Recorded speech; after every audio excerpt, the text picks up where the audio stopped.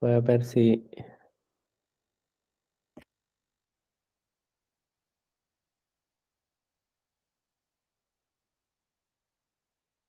¿Sí se ve bien? Sí, ya se puede observar muy bien, doctor.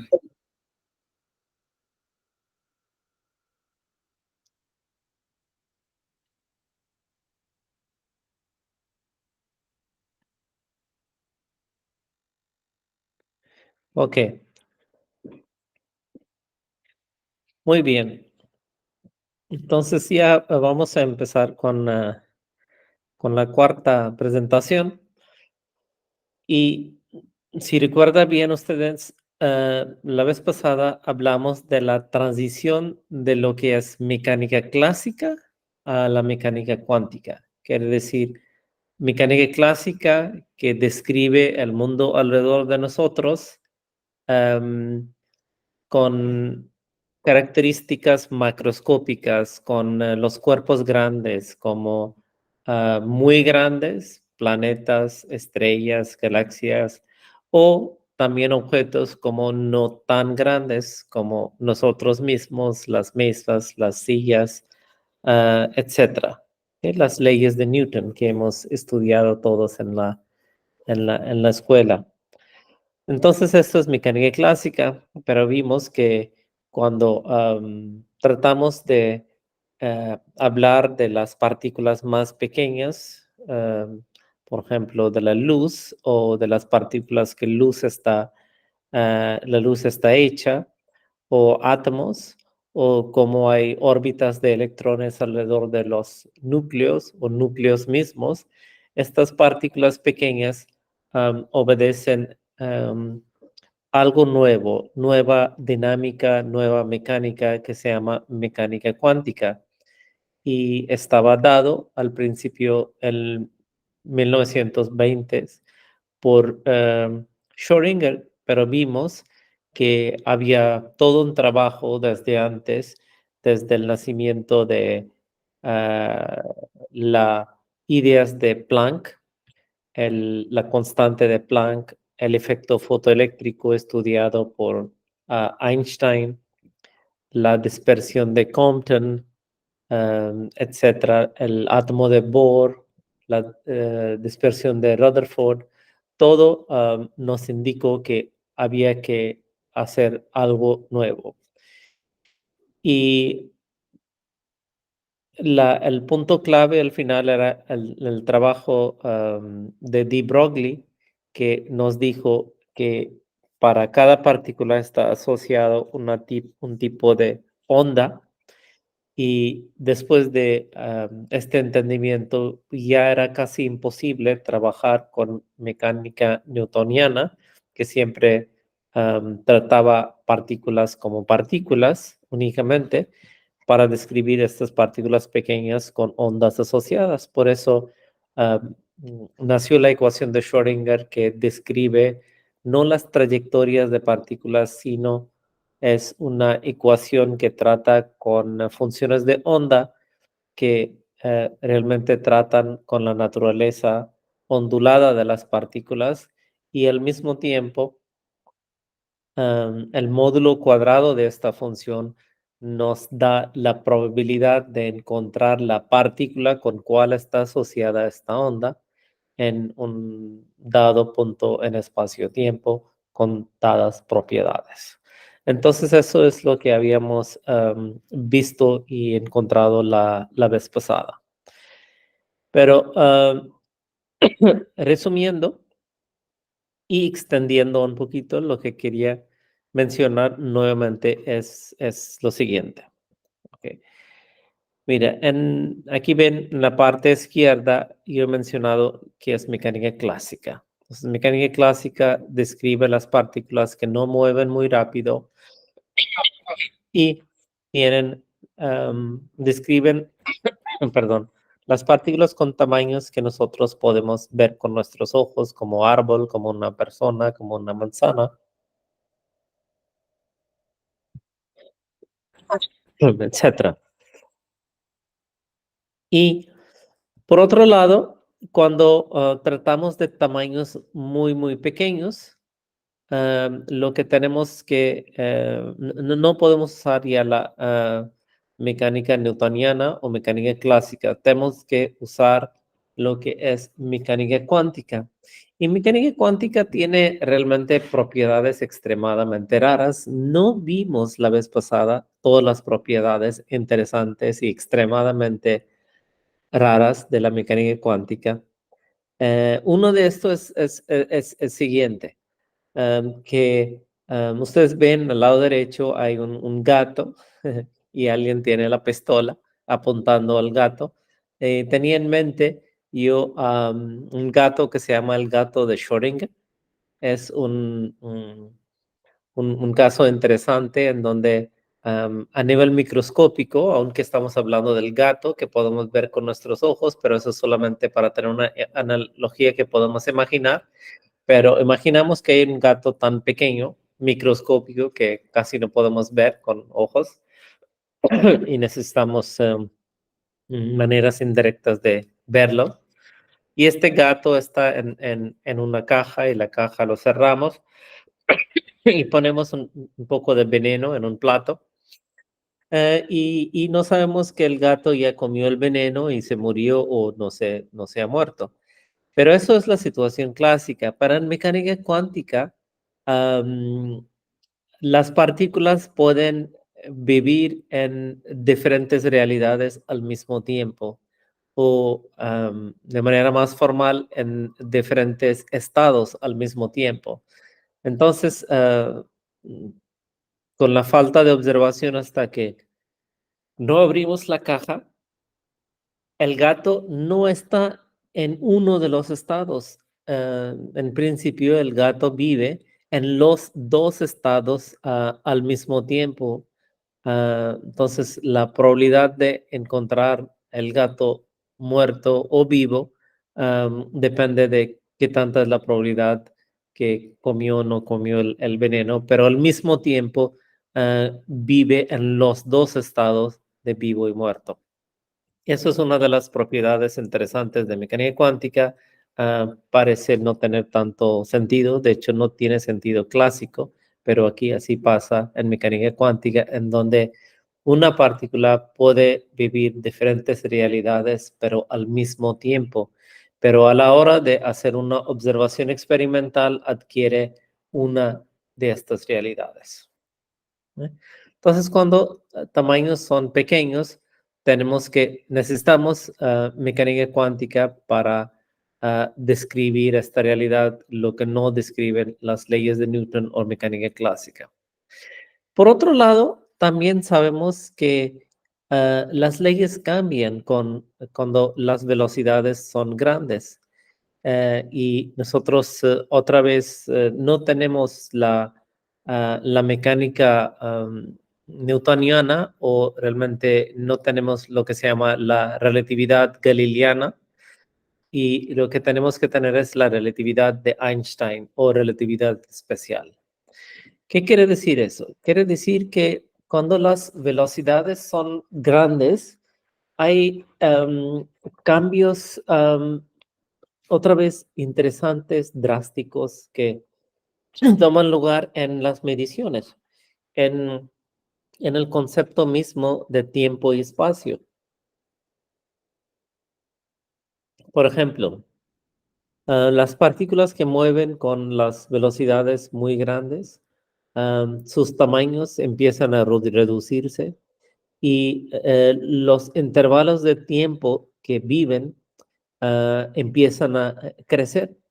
Entonces, eso dependiendo del qué sistema de referencia lo estamos viendo. Por ejemplo, hay unas partículas bien pequeñas que se llaman piones.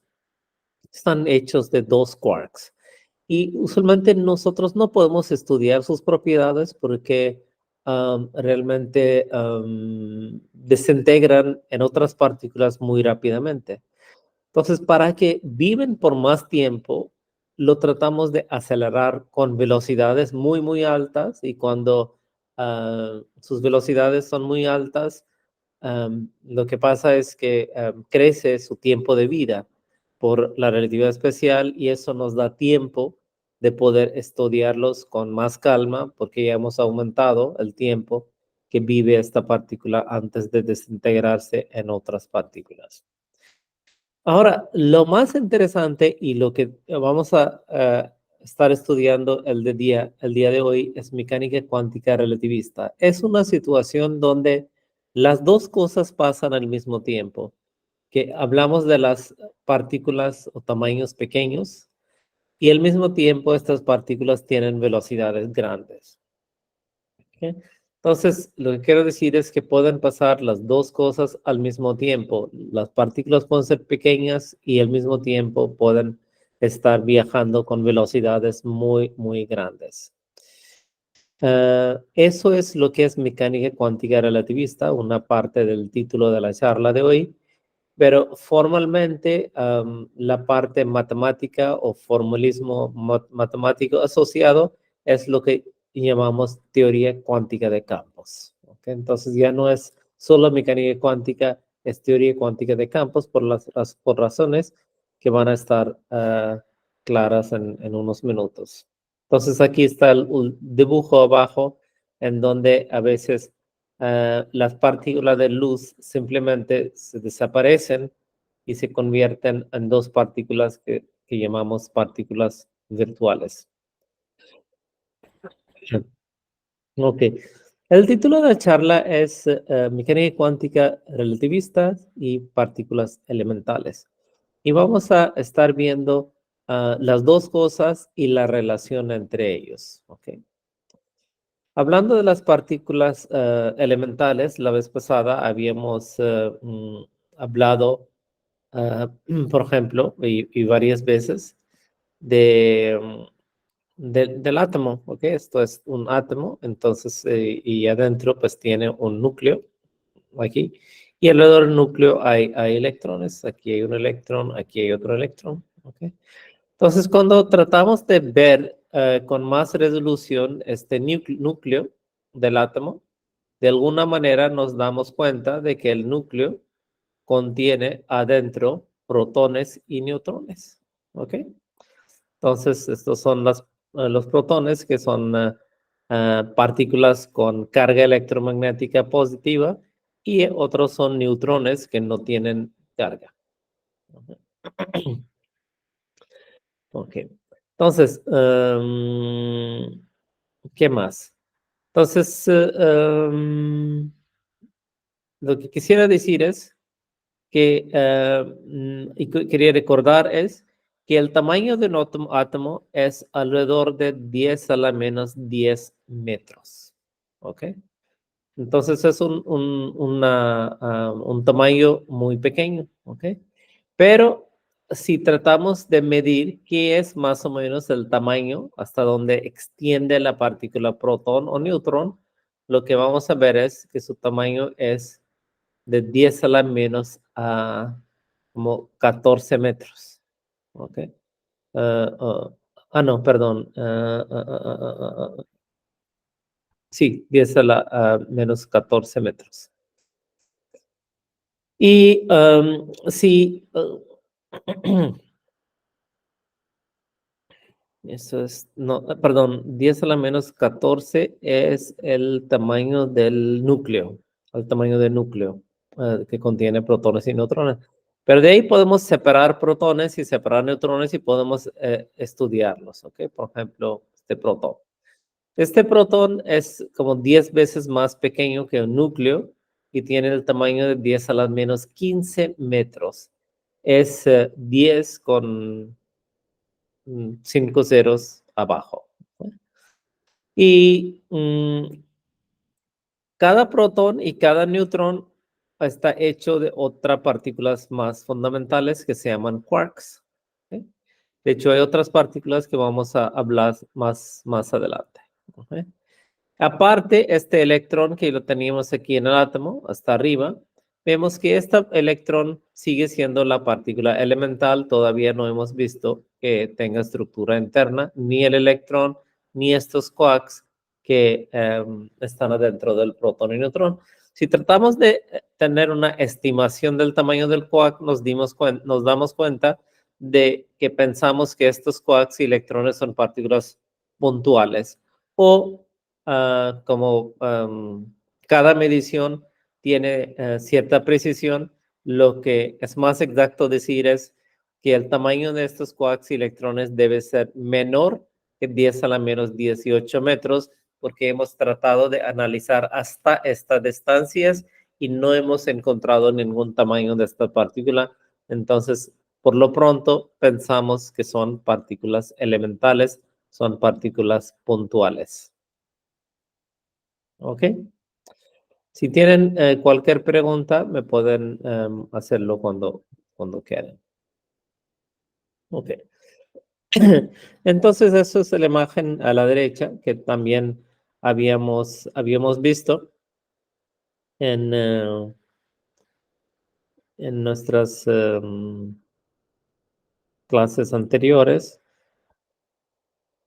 en donde vemos que entonces aquí están electrones dentro de un átomo, aquí está un electrón, aquí está pues otro electrón, en el medio está el núcleo, y núcleo está hecho de protones y neutrones, estas bolitas verdes, casi no se ve el color, es un protón, y dentro del protón hay quarks, quark up, quark down, y un neutrón también tiene tres quarks, pero dos de tipo down y uno de tipo up, y ahora te vamos a hablar de qué son estas. Okay.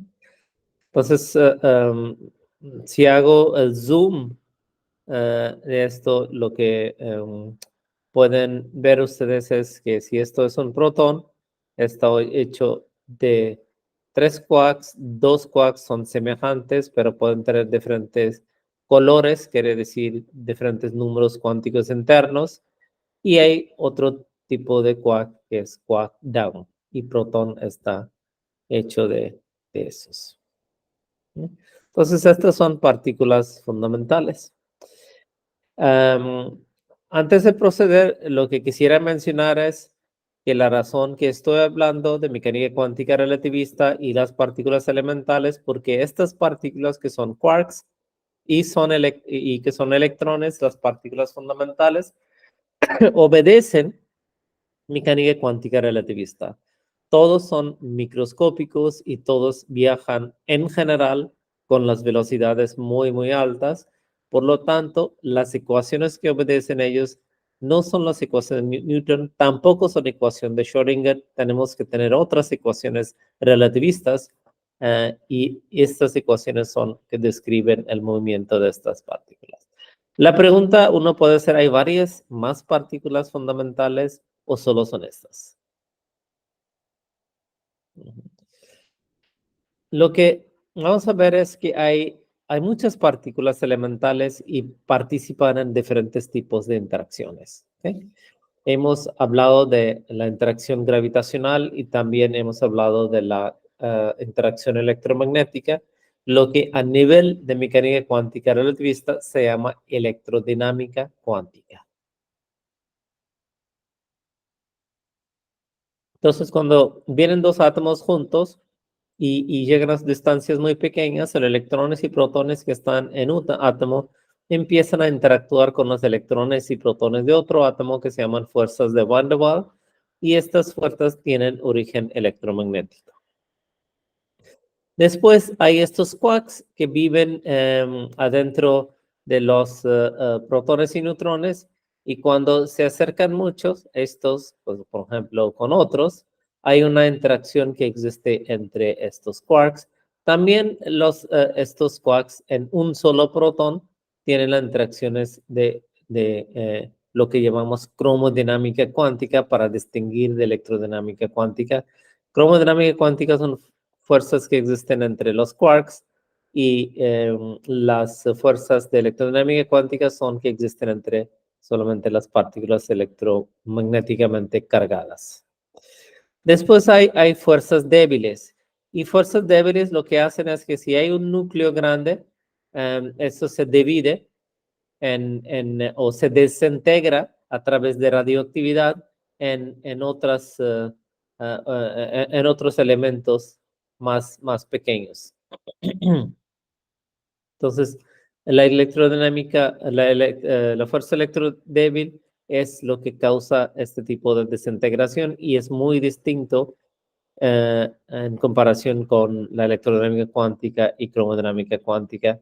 Después hay gravedad cuántica y realmente gravedad cuántica, aunque observamos en escalas grandes, pero no sabemos si realmente existe o no a nivel microscópico entre dos electrones.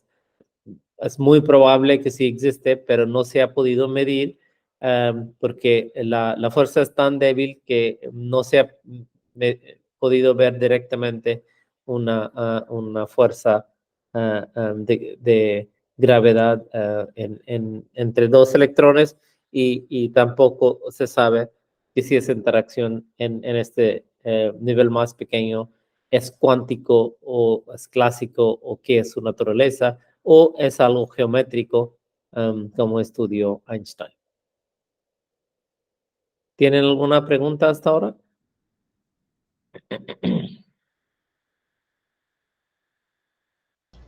De mi parte no, gracias. Todo Okay. bien. Muy bien. La otra cosa que quería mencionar es que cada una de estas interacciones, por ejemplo, interacciones electromagnéticas, etcétera, se transmiten a través de partículas de transmisión. Por ejemplo, las fuerzas electromagnéticas entre electrones y protones toman lugar intercambiando lo que son fotones o partículas de luz. Las interacciones de cromodinámica cuántica o interacciones fuertes que existen entre los quarks se transmiten a través del intercambio o transmisiones de otras partículas que se llaman gluones, que en cierta medida son parecidas a los fotones, porque los dos obedecen también unas ecuaciones relativistas que se llaman ecuaciones de Maxwell. Y esta radioactividad o interacciones débiles también toman lugar a través de intercambio de otras partículas que se descubrieron como hace 50 años, Z0 y W más y W menos. Creo que se descubrieron estas partículas en 1981 y 82 en CERN. Entonces, estas son las partículas de intercambio entre las partículas de materia. Entonces, sí, hay muchas de estas partículas, todos consideramos hasta ahora que son elementales y todos obedecen mecánica cuántica relativista. A mí me gustaría mencionar cierta categoría de estas partículas y ahora voy a mencionar por qué sí. Lo que voy a estar mencionando son estas partículas que son aquí los quarks. Hay tres escaleras. Vamos a, vamos a ver paso a paso. Hay estas dos partículas y estos son los dos quarks que viven adentro del protón y neutrón. Un quark up y otro quark de tipo down. Y protones y neutrones están compuestos de estos quarks.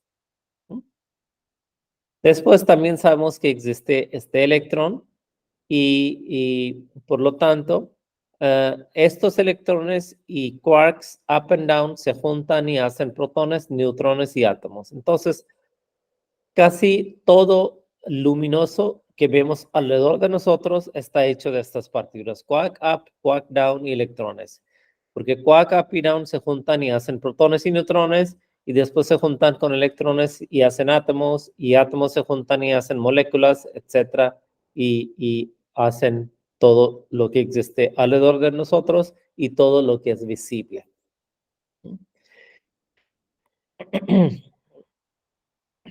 Pero, perdón, aparte de eso, existen otros quarks. Entonces voy a tratar de mencionar un poco más. Existen en total estos 6 tipos de quarks y lo llamamos up, down, strange, charm, bottom y top. pero solo dos de esos activamente participan en la formación de los átomos. Por otro lado, hay otra familia de partículas que son estas. Estos se llaman leptones y hay 6 diferentes tipos y uno que es más común es el electrón, pero hay electrones pesados que se llaman muones o taones y cada uno de esos tiene unas partículas asociadas que también creo que son muy famosas, que se llaman neutrinos, que casi no tienen masa. ¿eh? Y aquí cabe mencionar que los he puesto en diferentes escaleras. ¿ok? Eh, la escalera que está más abajo, ahí están los neutrinos y ahí dice weak. Weak en español es débil, quiere decir que estas tres partículas, estos tres neutrinos, participan solamente en interacciones débiles. Si vamos más allá en la escalera más arriba, aquí son electrones, muones y taones. Son las tres partículas electromagnéticamente cargadas en contraste con los neutrinos que tienen carga cero. Y estos tres leptones que son electrón, muón y taón, interactúan entre ellos no solamente a través de interacciones débiles, pero también electromagnéticas. Entonces, en escaleras del medio, las partículas participan en dos diferentes tipos de interacciones, mientras que neutrinos únicamente interacciones débiles. Y las partículas que están en la escalera más arriba, ¿okay? En la escalera más arriba, que es esta, los 6 tipos de quarks, estos interactúan entre ellos a través de interacciones fuertes, de cromodinámica cuántica, de electrodinámica cuántica y también débiles, porque tienen todo tipo de carga, la carga electromagnética, la carga fuerte y también la carga débil. ¿okay? Entonces tienen esta ventaja o desventaja, como lo quieren ver, de participar en dos tipos de interacciones. Ahora, ¿qué propiedad tienen estas partículas? Una de las propiedades que tiene esta partícula es que todo el tiempo están girando alrededor de un eje que pasa a través de su punto de existencia. Y este giro da una propiedad que se llama momento angular. ¿okay? Y primera vez un matemático inglés nos dio una ecuación y era lo que es la ecuación de Dirac. Y él dijo que todas estas partículas, estos 6 quarks y 6 leptones, porque tienen este giro de una cantidad, un medio de una cantidad fundamental que es h barra, todas estas partículas obedecen lo que es la ecuación de Dirac. Esta ecuación era muy famosa. Esta ecuación, una de las cosas que predice es que para cada partícula fundamental, como para un electrón, para un muón, para un taón, existe también una partícula de antimateria, lo que podemos llamar antielectrón o antimuón o antitaón, con la característica, perdón, me tiene que dar un minuto porque se me está descargando el laptop y voy a traer el cable para conectarlo. Disculpas.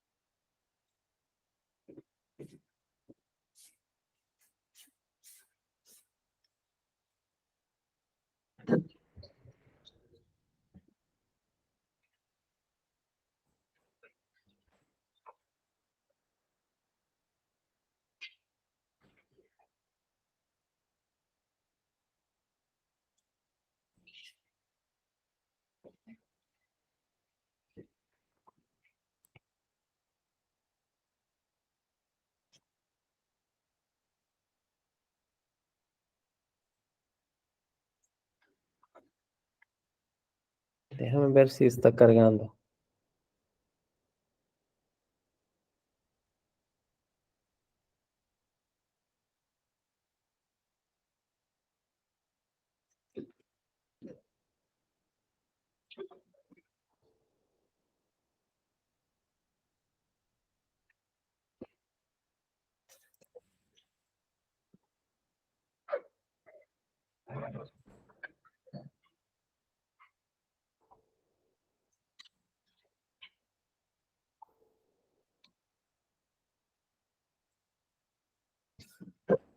Bueno, yo creo que sí, todo bien.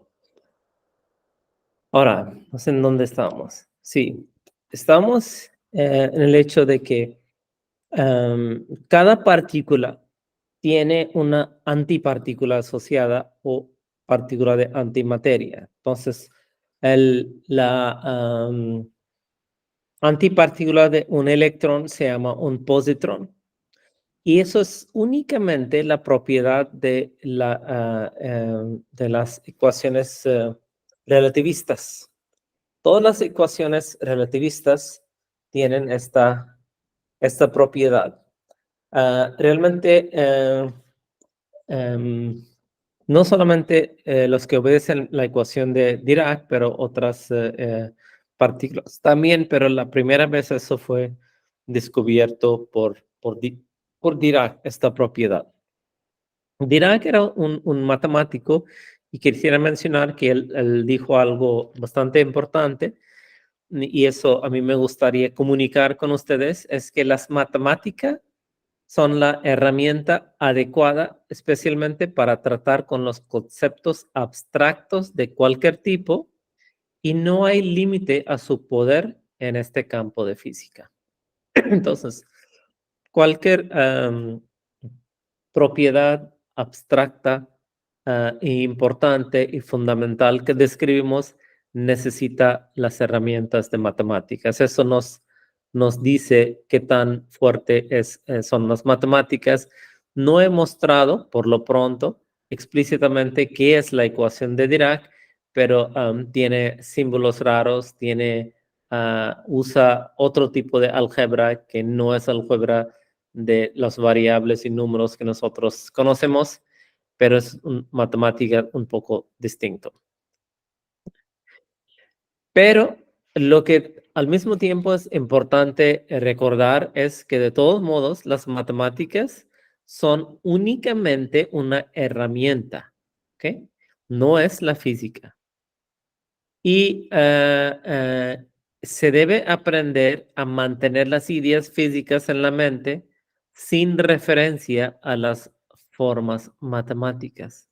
Entonces, es bien importante que las matemáticas nosotros lo usamos en la física, pero cuando estamos hablando de las leyes de física, es bien importante que tengamos en todo tiempo en mente qué son los procesos físicos que queremos describir y qué tipo de matemática se requieren para describirlos, porque a veces olvidamos muchas veces de los procesos físicos que queremos describir y usamos a veces conceptos matemáticos que no son adecuados para describir la física y empezamos a creer más que las matemáticas son más importantes para describir la física alrededor de nosotros que la física misma. Y eso es un error que no se debe cometer a la hora de de estudiar la física. Si estamos estudiando puramente las matemáticas, eso es otro concepto. Ahí conceptos matemáticos son básicos, importantes y los únicos importantes.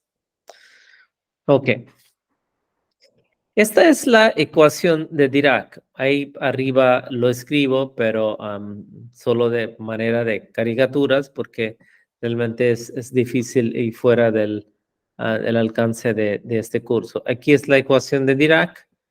Está escrito, aquí son los que se llaman matrices de Dirac, aquí están los números imaginarios, aquí están las derivadas, lo que se llaman derivadas covariantes, aquí es la masa de la partícula que también aparece en la ecuación de Dirac, perdón, en la ecuación de Newton, pero esta pues, ecuación es muy, muy compleja. ¿Okay? Y eso, dos cosas dice, ¿no? Aquí abajo lo que dice es que una partícula que obedece a la ecuación de Dirac todo el tiempo está girando con spin, lo que se llama spin un medio, y eso es lo que partículas con este spin obedecen a la ecuación de Dirac.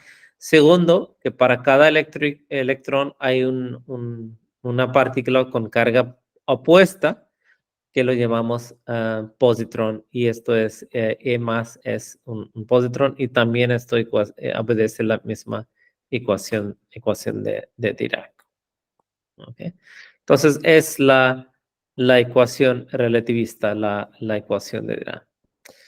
Ahora, la ecuación de Dirac, por supuesto, vino después de la ecuación de Schrödinger, porque la ecuación de Schrödinger solamente describe a las partículas pequeñas, pero la ecuación de Dirac describe no solamente las partículas pequeñas, pero las partículas que mueven con las velocidades muy grandes, lo que usualmente es el caso. El nacimiento de la ecuación de Dirac y sus consecuencias, especialmente antimateria, era muy interesante. Básicamente, la ecuación de Dirac predecía la existencia de un antielectrón o positrón.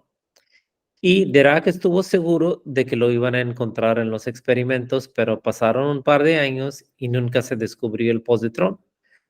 Y al final Dirac mismo pensó que él había hecho un error, que su ecuación no era correcta y era errónea. Entonces él retiró su ecuación diciendo que, perdón, yo creo que esta ecuación no es correcta y sus consecuencias no se han visto en los experimentos.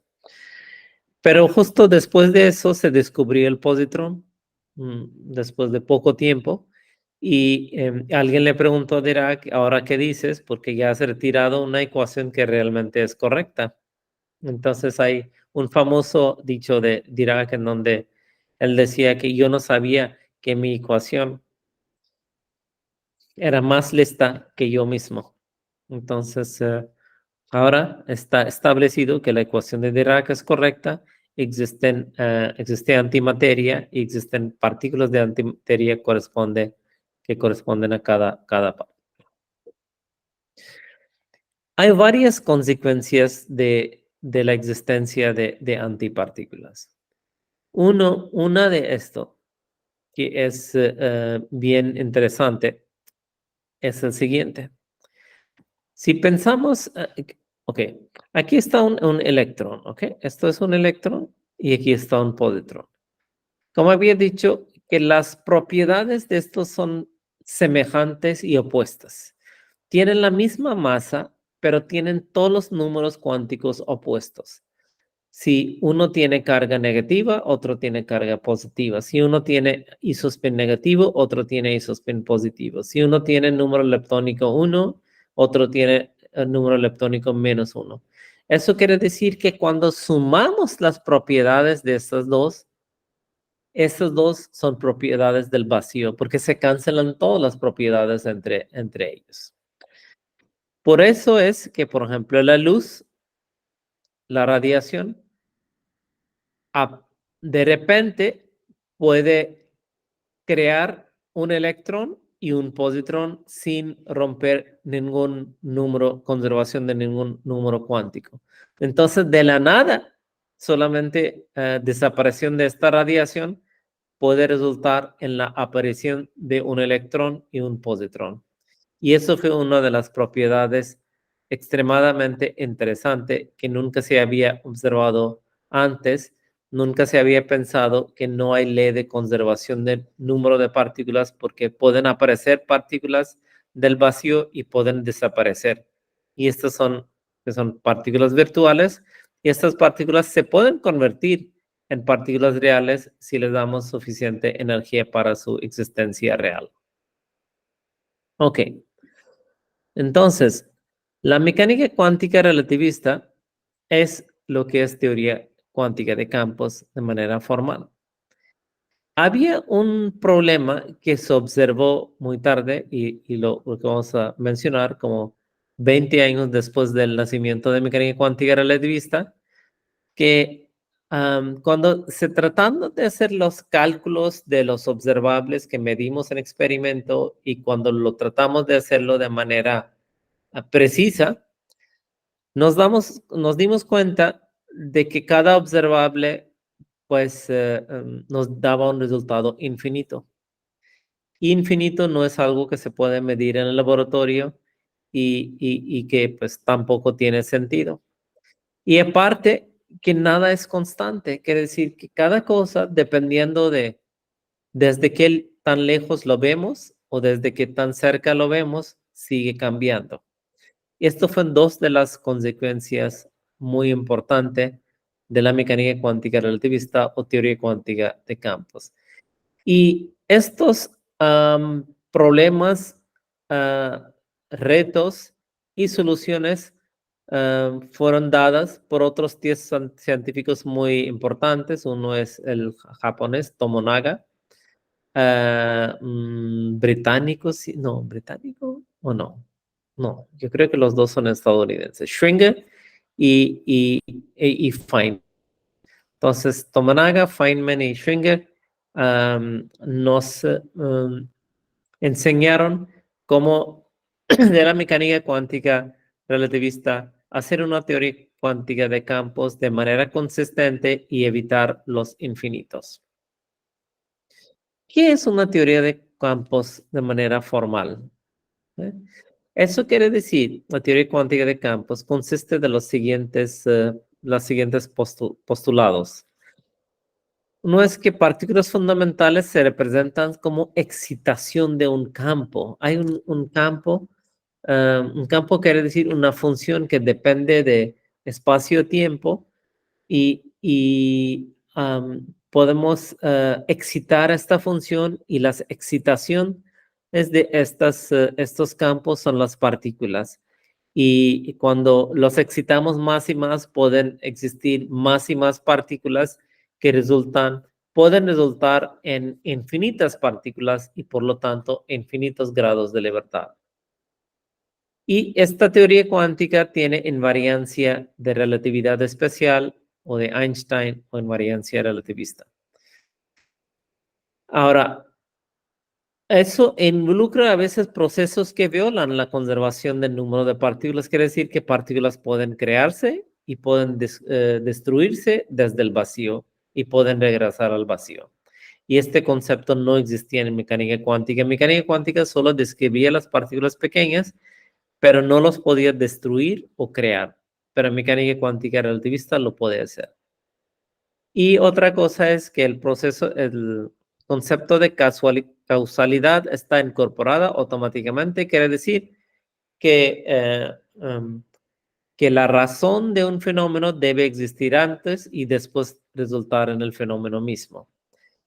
Y electrones y fotones quiere decir que aunque sean partículas de materia o las partículas de intercambio, las dos se tratan exactamente de la misma manera en teoría cuántica de campos que no existía en teorías anteriores. Y todo esto vino de la teoría cuántica de campo y problema de los infinitos por el trabajo de un físico experimental que es Lamb. Es una foto de un congreso que tuvo lugar cerca de Nueva York en una isla que se llama Shelter Islands, y había un congreso en 1947, al principio de junio de 1947, en donde este señor que está parado, Lamb, presentó sus resultados experimentales de una cantidad que los físicos no podían describir usando mecánica cuántica relativista, y ahí hay sentados el famoso Richard Feynman, y aquí está no sé quién es esto, yo creo que es Schwinger, que está sentado aquí y están tratando de ver por qué es el problema, por qué no pueden explicar los resultados de él. Pero en principio, electrónica cuántica o relativista no solamente era el trabajo de Dirac, pero el trabajo de muchas personas: Born, Heisenberg, Dirac, Pauli, Feynman, Schwinger, Tomonaga, etc. Y todas predicciones de esta teoría cuántica de campos se comprobaron en los experimentos en muchos tiempos, pero después surgieron problemas teóricos.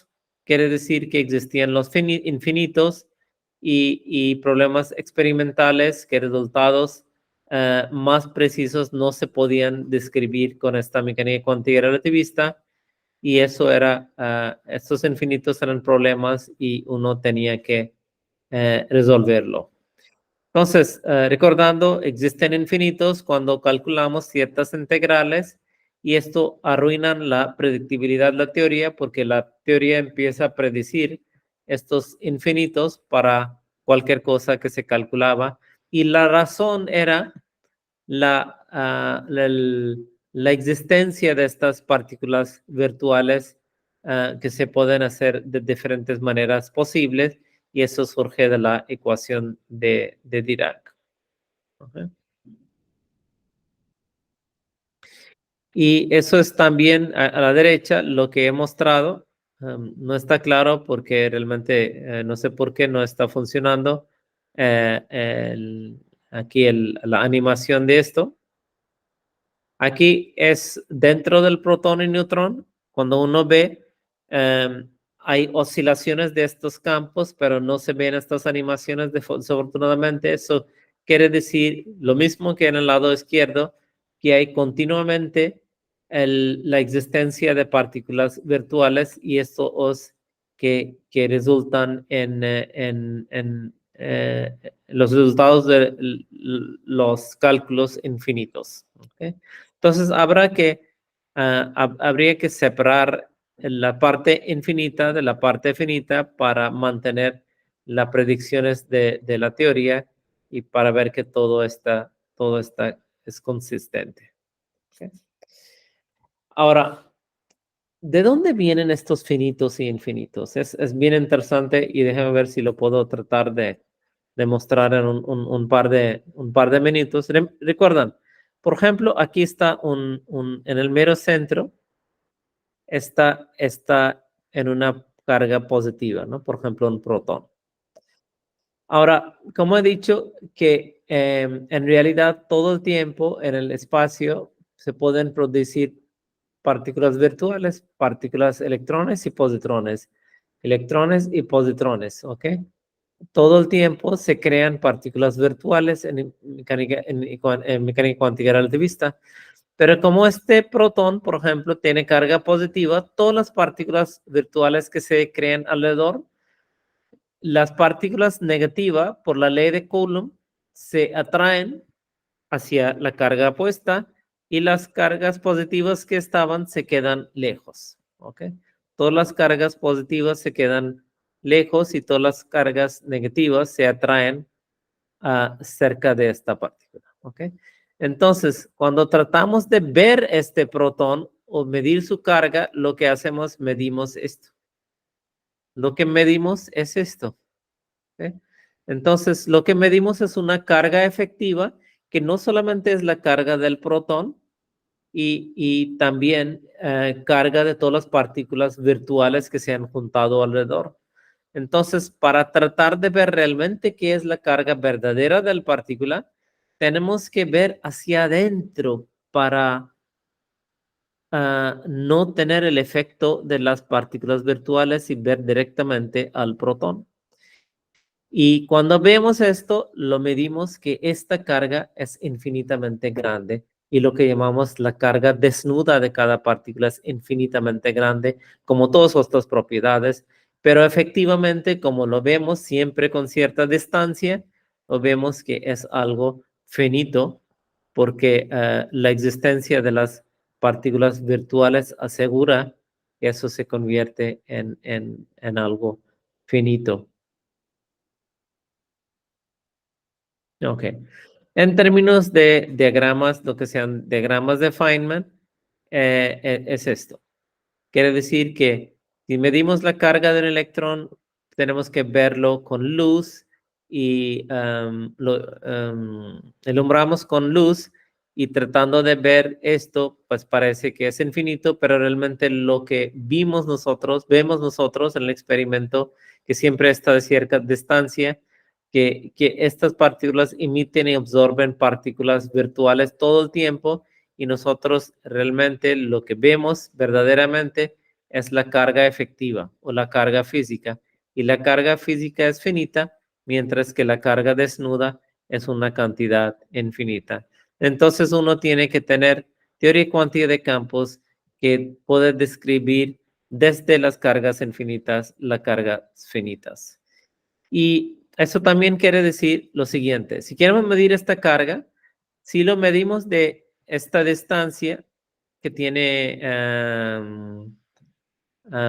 tiene este círculo rojo, vemos cierta carga física. Pero si vemos con energías más grandes, puedo poner un círculo más cerca y eso va a dar una carga efectiva aún diferente. Puedo penetrar este protón con distancia más cerca y puedo ver lo que está aquí, y esta carga efectiva es otra vez distinta. Quiere decir que dependiendo de qué tanta energía vemos algo, su carga y otras propiedades físicas pueden cambiarse. ¿Ok? Y eso es justo lo que pasa. La carga electromagnética antes se pensaba que era algo, que era constante, pero ni la carga electromagnética ni la carga de cromodinámica cuántica, que es esta, es una cantidad, quiere decir una cantidad constante. Entonces, dependiendo de la distancia en Fermis, esta carga que vemos va a ser distinta. Y eso también quiere decir que de manera equivalente, con cuánta energía queremos ver esta carga, y eso va a aparecer distinto. ¿Ok? Y todas estas partículas obedecen ecuaciones relativistas y tienen todas estas propiedades rarísimas. Quiere decir que todos estos, por ejemplo, estas son las partículas de espinón medio y obedecen las ecuaciones de Dirac. Quark up, quark down, electrones, todos estos obedecen la ecuación de Dirac. Estos fotones obedecen la ecuación de Maxwell. Estos gluones también usan ecuaciones de Maxwell. Estos partículas W y Z obedecen las ecuaciones de Procca porque tienen masa. Pero todos estos tres tipos de ecuaciones son ecuaciones relativistas y tienen problemas de divergencias y la interpretación de qué es la mecánica cuántica relativista, qué es la teoría cuántica de campos. ¿Ok? Entonces, eso es lo que quería dar de mensaje en la lectura de hoy. Y la próxima vez vamos a ver qué es el modelo estándar de física de partículas y cómo es que describe el mundo visible alrededor de nosotros. Aquí voy a terminar mi clase de hoy. Gracias por su atención. Gracias. Hasta el viernes. Hasta luego. Gracias. Hasta luego. Hasta luego. Hasta luego. Muchas gracias.